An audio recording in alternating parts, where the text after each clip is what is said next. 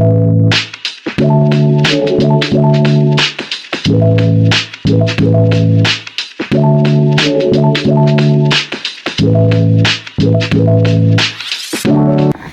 Guys, welcome back to my channel.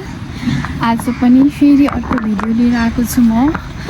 आज चाहिँ बिहानको 8 बजेको छ। म चाहिँ जिम जान लागेको छु। किन बिहानै जान लागेको भन्दाखेरि चाहिँ मेरो आज नाइट ड्युटी छ, त्यही भएर चाहिँ बिहान जान लागेको। अब हजुरहरूलाई चाहिँ कस्तो जतिखेर पनि जिमको भिडियोहरू लिएर आउँछ जस्तो लाग्छ होला गाइज। मेरो जिन्दगीमा जिम, हस्पिटल र त्यो रुम बाहेक केही छैन के। अब कुन भिडियो लिएर आउने है। अब ठिकै छ, भिडियो त बनाउँछु सुरुमा त फेरि अब यही नै छ होइन। अब सुरुमा चाहिँ मसँग यही नै कन्टेन्ट छ गाइज। आफूले जे गर्छु त्यही भएर चाहिँ यसको बारेमा भिडियो बनाएको हो। अब के गर्ने, मलाई पनि त मन छ नि यसले राम्रो कन्टेन्टहरू बनाउनलाई होइन। त्यस्तो गर्नलाई बिहान उठ्यो, यो झोला बोक्यो, दकुर्यो, बेलुका अनि फेरि जिमबाट आयो, अनि फेरि ड्युटी दकुर्यो, ड्युटीबाट आयो, अनि फेरि दकुर्यो। त्यस्तै भइरहेछ कि खैज के गर्नु।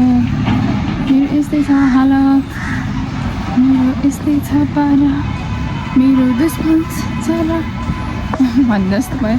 दुश्मन चाहिँ कोही छैन है गाइज, मेरो त सबै मित्रहरू मात्रै छन्। यही नै हो। अब अस्ति त स्कुटर लिएर आएको थिएँ, अनि हिँडेर जान सजिलो, स्कुटरमा जान सजिलो हुन्थ्यो जिम चाहिँ। अहिले फेरि म हिँड्दै जान्छु। सबैजनाले मलाई बाटोमा हेरेर टल्लै परेर हेरिराख्नु भएको होला। तर के गर्ने, अब भ्लग बनाउनु लागेपछि अलिअलि हेर्न पनि पऱ्यो होइन। गाइज है,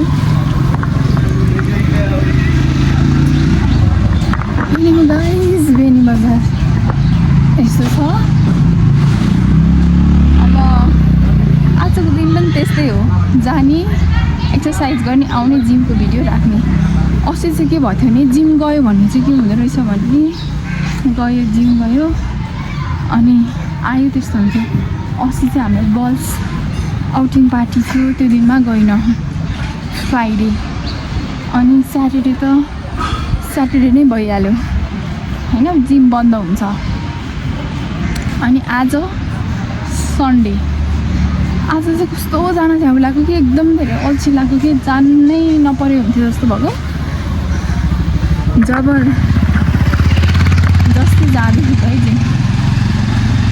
गाह्रो छ गाइस, गाह्रो है, गाह्रो, बहुत गाह्रो है।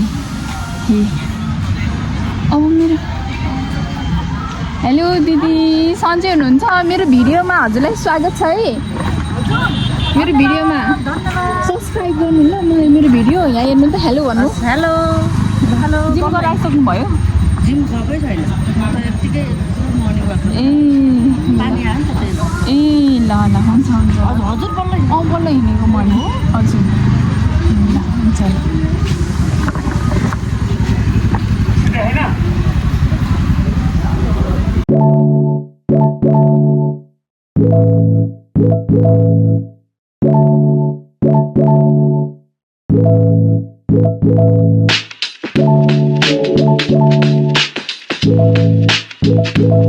जिम आइसके, पिस फिटनेस जोन हो।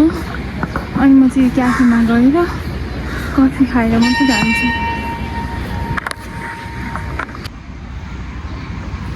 Hello, good morning.